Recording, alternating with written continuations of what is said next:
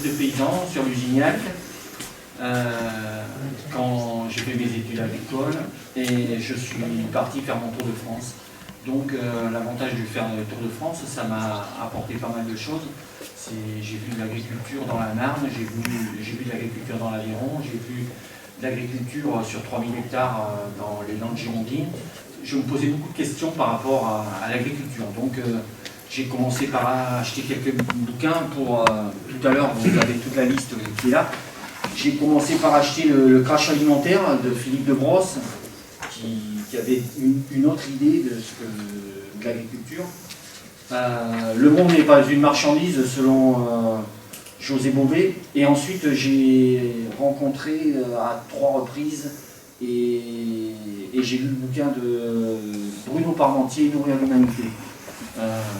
J'ai retenu trois choses pour se sortir de là. Nourrir l'humanité, il fallait impérativement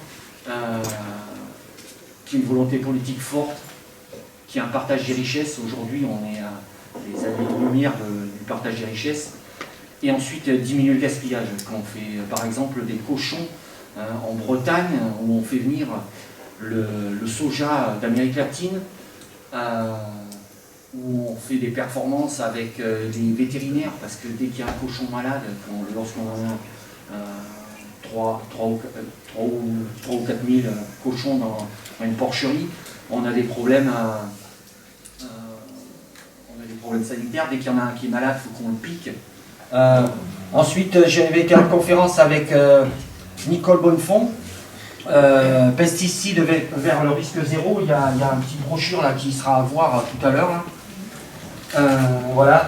Ensuite, médecine naturelle, élevage, phytothérapie, aromathérapie, santé animale, solutions alternatives, soigner vos animaux par les plantes. Ensuite, des conférences, j'ai fait de Marc Dufumier, ingénieur agro-paritech. C'est lui qui m'a expliqué que notre agriculture, gourmande en énergie fossile, de l'autre côté de la planète, tuait l'agriculture vivrière. Mon idée, elle est arrivée en 2009, j'avais l'idée d'installer quelqu'un à côté de moi. Voilà. Et j'ai installé Élodie et Julien en 2012. Et quand je vois ce que j'aurais fait sur ces 2 hectares, j'aurais fait à tout casser 1000 € hectare en maïs, et eux ils en font, ils font 10 000, quoi, 10 fois plus. Eh bien, je l'offre à l'association Les Prévoyants. Merci Patrick.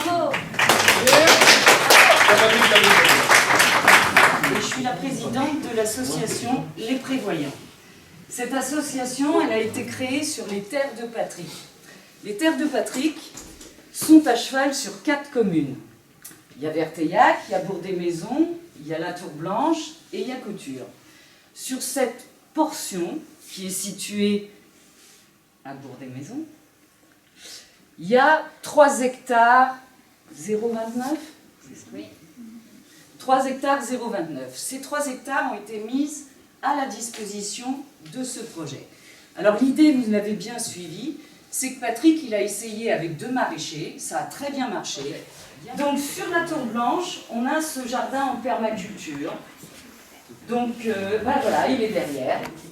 Alors c'est vachement plus joli sur le plan qu'en vrai, parce que c'est l'hiver, hein, mais revenez au printemps et ça ressemble à peu près à ça. Donc il y a toutes ces buttes sur lesquelles je cultive des légumes. Et puis, l'idée ensuite, c'est d'agrandir ça avec un verger, et puis dans les 25 prochaines années, d'agrémenter ça avec une petite forêt comestible. Alors cet endroit, c'est un jardin où pour le moment, il n'y a que moi qui travaille. Et je dois être la plus heureuse des maraîchères, parce que moi, ma production, elle est vendue d'avance.